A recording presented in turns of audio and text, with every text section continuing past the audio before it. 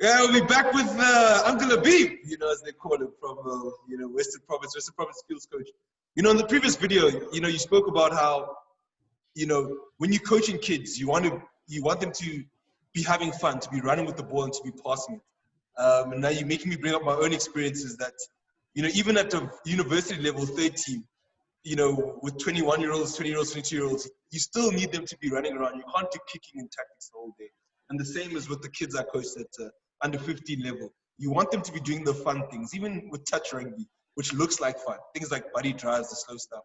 You want them to be doing the fun stuff, Yeah, I think human beings want to be in a natural, flamboyant type environment. So it's important, obviously, to break up your session, for lack of it, to have a combination of all those things that you spoke about, right, which is the tactics. But I think it's important, especially when starting your sessions, is to do something fun, having some form of activation with the kids, even at pro level. Dobson pushes it quite a lot, which is good. I also love doing it. So in my session that I do, I like to I like to do something fun, even if I do, like, say 45 minutes for 5-player group. But the first 5 to 7 minutes, I want to pull them into the session, and the only way to, not the only way to pull them in, but a good way to pull them in is to do something fun, man. So I have all sorts of activities I do. But like I said, Biba says, they call me Biba. Biba says, then they just do anything with the ball. So Biba says, Romana, do this ball around the head, or tap kick with the ball. Just wake them up, or do sorts of exercise with tennis balls, or there's so many things you can do. And that just gets them. And then I think it's important for them to know what the focus of the session is, So say it's passing, long passing, or short passing, or scrum of passing, just use that as an example. They must know what the purpose of the session is. So sometimes, and that's me wearing my educator hat with World Rugby, or trainer hat with World Rugby, is that there must be a focus so that you can tick off whether you've ticked off that focus. So Romana tick, David Maiden tick, Labeeb ticks, Paul no tick. You know what I'm saying? Now you know where you are with the player. So someone else look at the session, he might look at one aspect and say, no, but he's not doing that right, without knowing that wasn't the core focus of the session. That other core, and I find that sometimes in various environments, from primary to high school, semi-pro club, UCT, professional, that's where it sometimes gets missed, because they don't know the purpose or what was identified as an area of improvement, or the area that you want to get better at. Yeah, that's something to write down, actually. So, I mean, I don't know, can you walk us through, I know every practice is different, but can you walk us through your general approach? Do you walk into practice, communicate what you guys are trying to do for the day, then start with something fun? Or do you start with the fun thing to get them engaged, communicate the goal of the practice, and then do the harder work a bit later? Yeah, it depends what time of the day it is, Sometimes I get a group. Sometimes I get a group that they've just come in, like the 7 group or the 8 o'clock group. So they haven't done anything for the day. So I try and engage that. Other groups, later in the day, they might have already had a gym and a pre-ab session. So they're quite warm. They already engaged in the day, So I mix it up in terms of, but I like them to know what they're doing. Important, I think, because their diary is so full, man. So they have pre-ab, they have physio, they have strapping, they have gym, they have meetings, they've got psychology, they with me, then they've got team meetings, team training. So there's a lot of things. So, but when they're with you, that's the most important thing for you and for them at that stage. But you must also take cognizance that their day is so long. So I like to tell them, listen, this is what's coming. This is how it is coming. Let's have fun, not be too funny, because that can also be risky. But and then I try to do it the fun thing, which is like, say, a tennis ball activity, or just something fun to get the gears up. And there's always a bit of banter going. And then even in that fun activity, I try to get a competitive thing going where, well, you maybe throw balls to each other, but then I'll ask you something like 1 + 1. But then I say you're representing your school, so Bishop versus Glenwood versus Paul Boys, and then Rondebosch normally wins, something like that. Rondebosch, so now they get into that fierce, and then best out of 3, whatever, then they win, etc. Now they're ready, now they're feeling. Then I go into my exercise.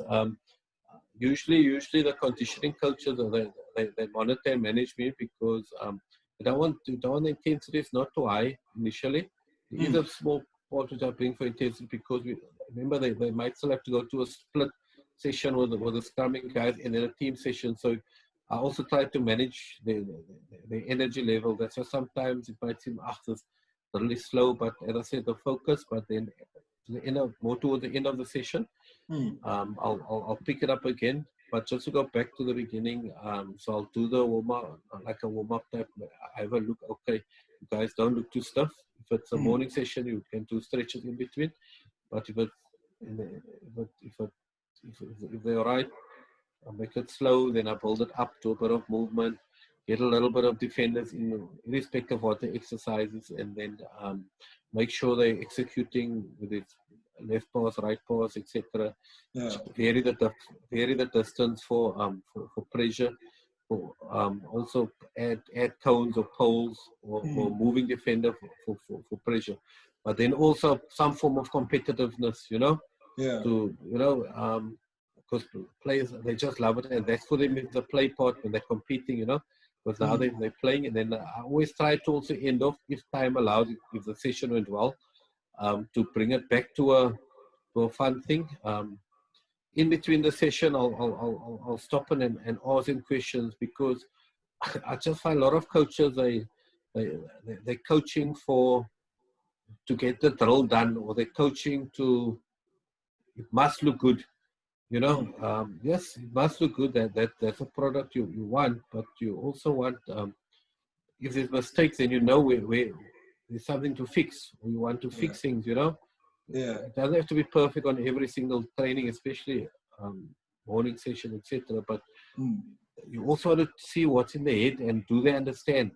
It's not just because, and if they debate it, sometimes it's actually good, because then whether they understand what you're telling them, and do you actually understand what I'm telling? And the only way to do it is to ask a question, to check for understanding, and then you send them back into the exercise, and then to implement, and then you'll find immediate improvement.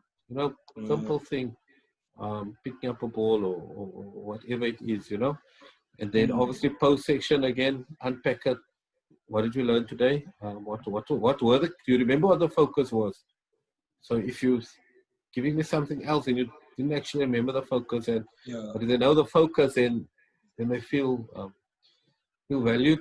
But another thing that's important also is to, especially when I have the smaller groups, is there's normally a dominant voice in the group, and then it's important to engage the non-dominant voice, where there's actually a lot of information lying, so I try to give everyone an opportunity to score, and I also observe that in my session, who is actually involved more than others. I record as well, look who's more into the session, and then also allow for, if I ask a question and they give an answer, then I would not, I try not to listen to respond, which happens all the time, in coaching. You listen to respond, then I'll ask their peers to evaluate whether they've answered the question to the ability of the group. So it's just part of my process, which I go through.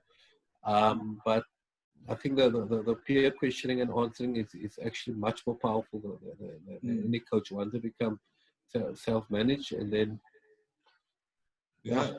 So you say it's more, this is how I feel to describe it. It's more about personal and team growth when you go to the coaching. Not so much to check things, tick things off a box and be like, last week lineouts were bad, so we're just going to do lineouts.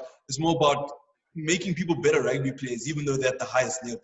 You know, I think that's quite getting that balance, getting that balance is key. Very few coaches, most coaches would say that they wish they had more time. So it's getting that balance in order to get your end product. But I think it's important to that the player feels engagement. You play, for example, a competitive game. I do a lot of competitive with them, like I said. But also to get a feel, sometimes they come and they're very competitive. They are extremely competitive, and they take you to your word if you made a rule and you don't blow or go into the rule or clock, and everyone wants to be the best, which I love. But it's important, obviously, to sometimes they have a rule change or suggestion or recommendation, and then to listen and also debate with them why you think it's yours and not theirs, and normally you should win that conversation. But if their suggestion is actually better, to be brave enough to say, listen, it's all good. We're going to tweak the rule on your behalf. Maybe not today, but tomorrow. And then you just see the body language changes, you know? Yeah. And the positivity kicks in. Yeah, it's that bravery and humbleness. And, you know, it's like you said earlier, you gauge them, you make everyone a part of that process. And I mean, I think you laid out a very detailed sort of, you know, image of how you go about training and all those things.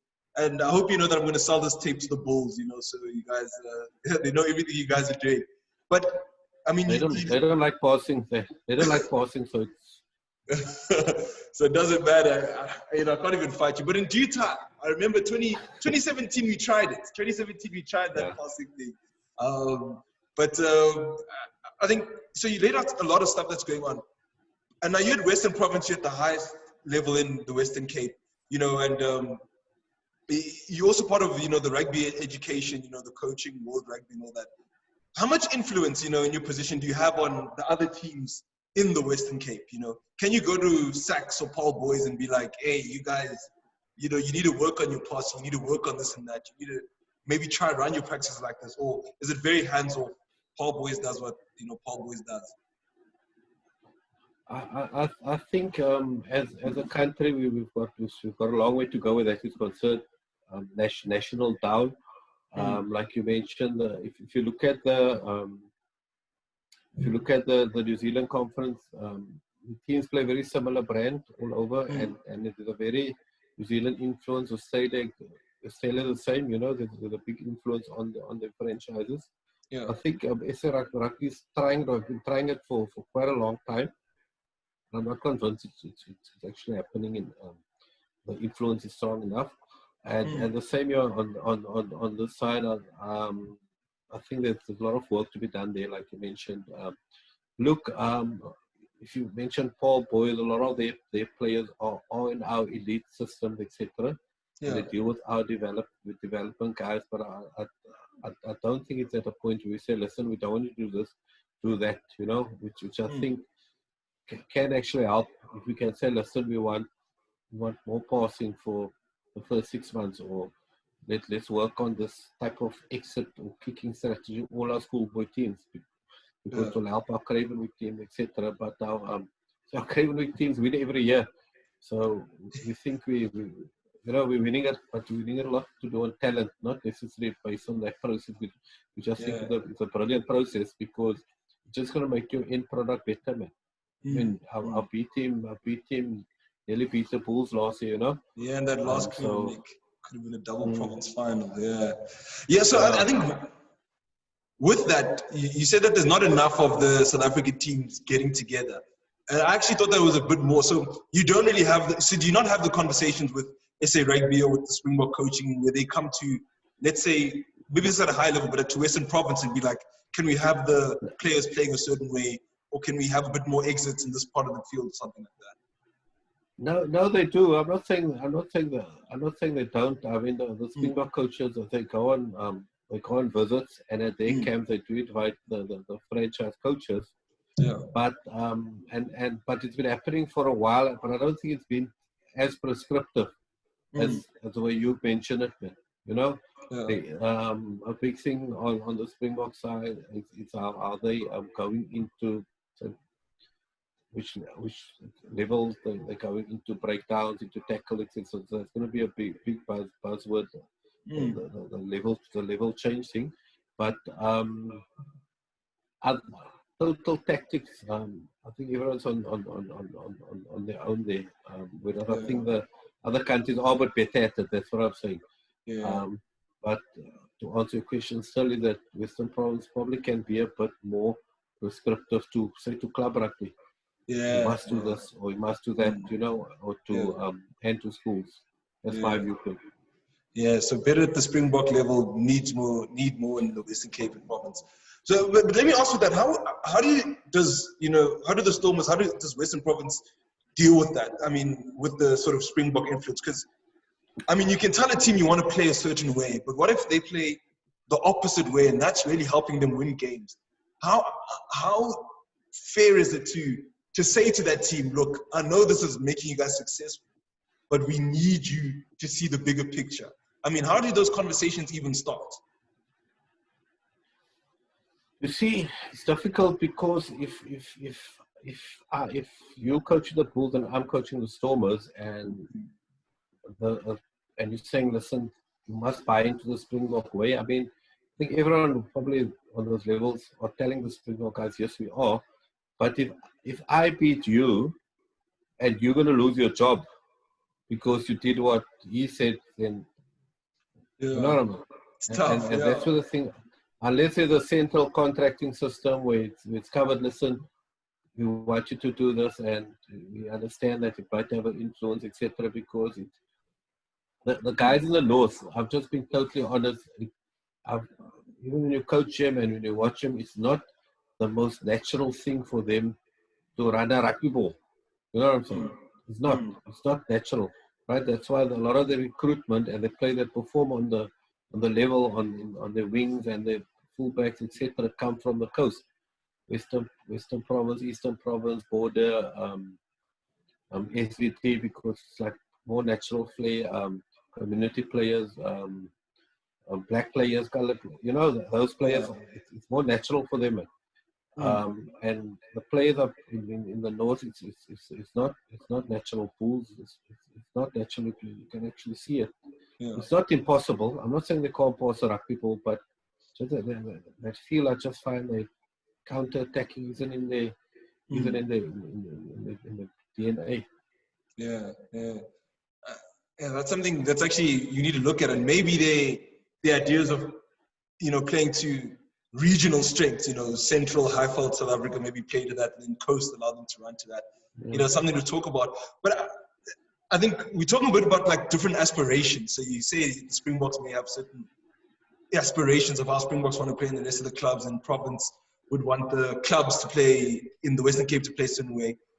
Let's talk about aspirations in terms of players in the Western Province setup. How do you manage the different aspirations? Of most of your players, let me be bold and say all of them wanting to be Springboks, But how do you manage that? Like, you've got two people in a position. You've got two flankers, one on the bench. You want them, there's an idea that you want the whole team to be successful as that flank on the bench. But you also want to be starting. How do you get players to understand, you're on the bench for this reason. You're going to play only 20 minutes for this reason. Or you're playing maybe not your preferred position for this reason. How do you sort of have those conversations individually and manage Springbok aspirations? Yeah, at this point, I think it's in our environment. It's the head coach. It sits with him. Although there are many conversations with smaller groups of coaches, chatting to their players. But when you have your one-on-ones, you'll find those aspirations. You talk about it. It's not easy. It's not an easy conversation to have, because you want a team player, man. Team first. So team first, the environment first, in order to get team performance. But I think it's important for an individual to know where he stands in the team. He needs to know. Listen, I've got a Springbok aspiration. Romano's got a Springbok aspiration, but Romano's current Springbok incumbent I may be junior Springbok incumbent, pushing Romano. I think it's important for me to know that you're number one and I'm number two. I think that conversation I need to know, listen, I'm number two in the queue. Not I'm number three. You know what I'm saying? For number three, I must know I'm number three. You know, I need to know where I am.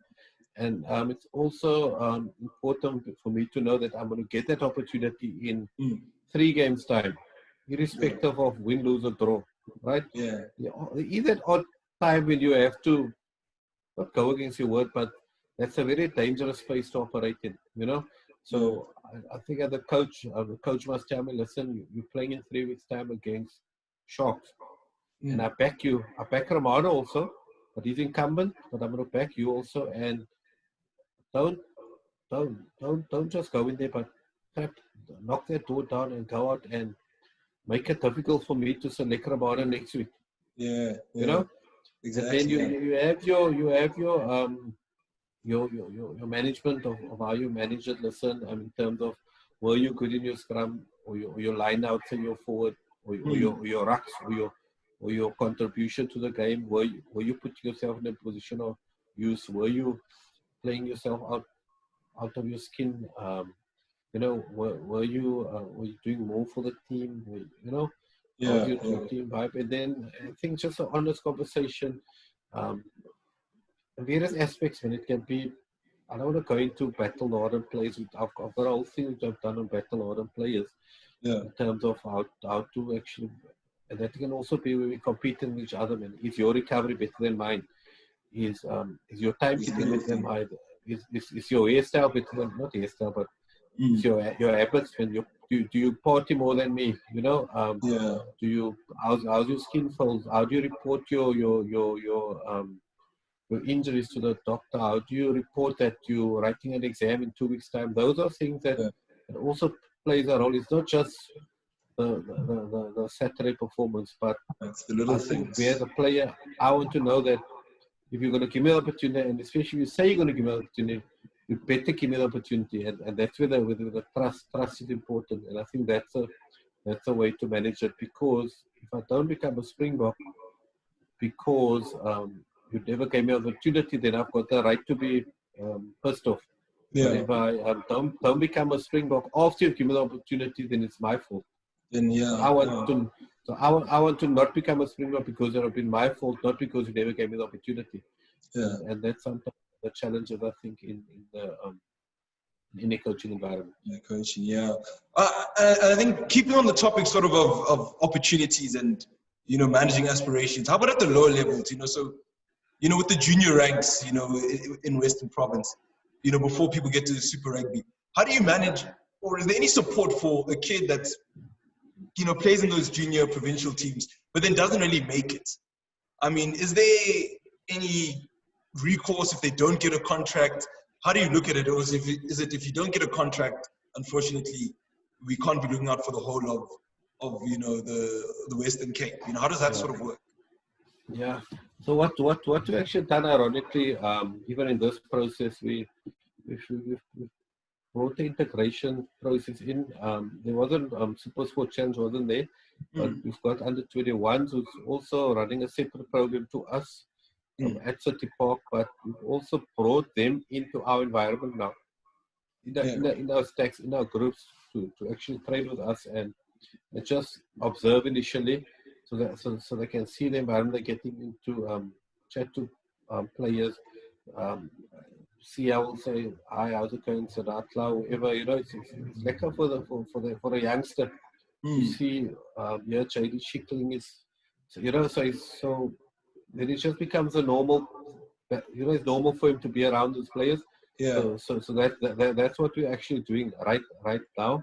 But the challenge is that the whole contracting model has changed from this year, especially. So you can't actually contract as many players as in the past.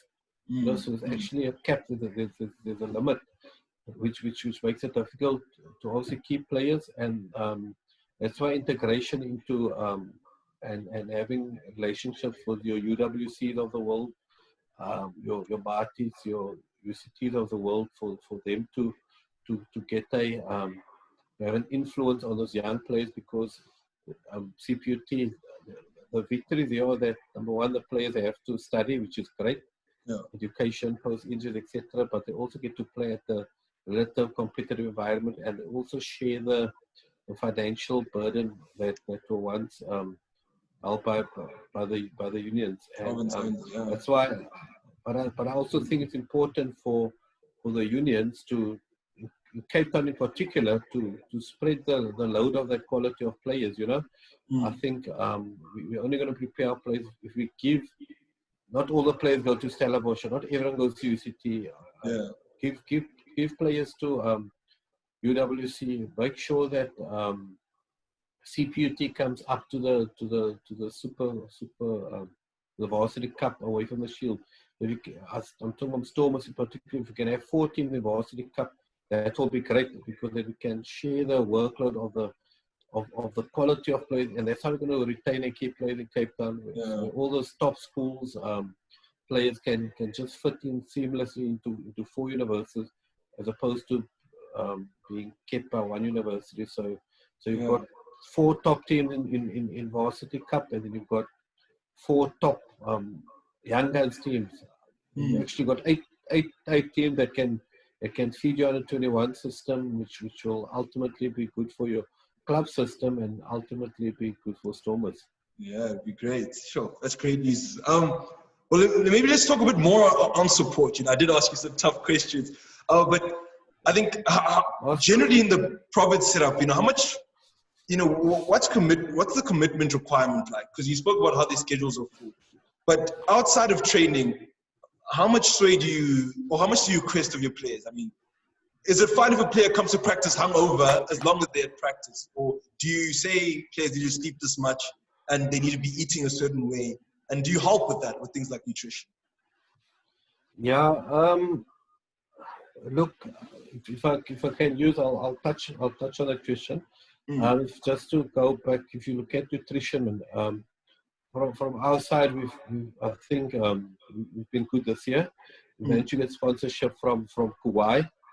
You know, because that was your biggest challenge when, you know, players, and especially like players go weekends, you've got no control, you know, or players go to, they go away to on prize and farms, etc. There's holidays or whatever, you know, it's quite difficult.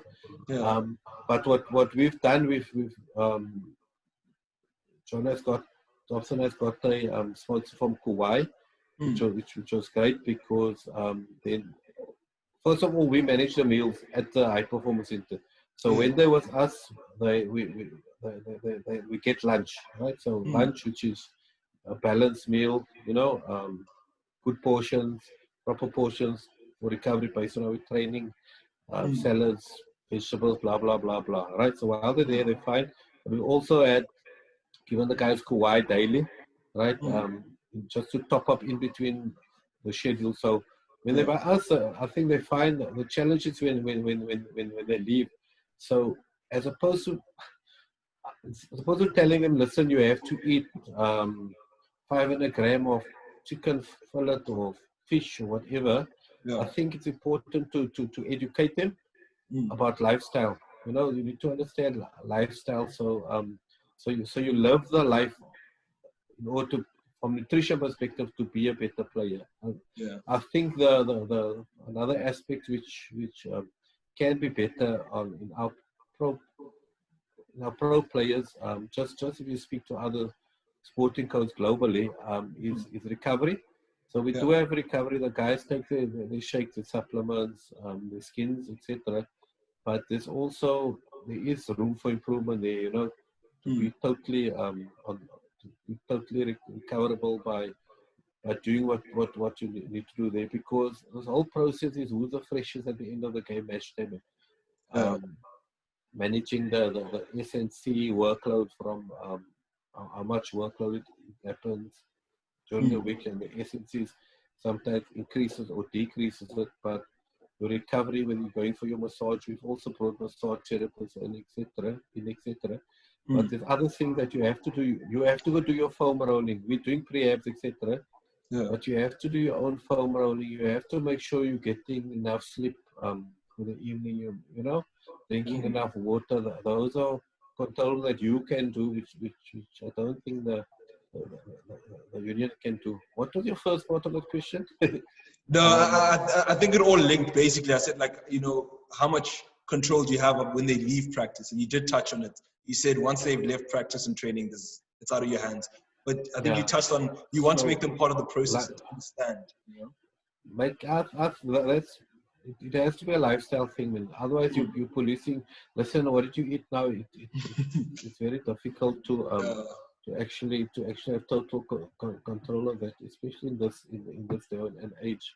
You know, and look, if a player wants to go have McDonald's, he's gonna have McDonald's. You can tell him you can't have McDonald's, but I think the self-management from a lifestyle perspective is key. Obviously, the same with alcohol. I think that's also an aspect where there has to be control. There has to be control. It doesn't be excessive for a player, especially, you know. They earn enough money, but they earn big money to at least. Why would you want to put yourself at jeopardy, or your salary, or the future of your family at jeopardy? You know, by being overweight. If you're overweight, you can't perform, or you get injured quicker, etc.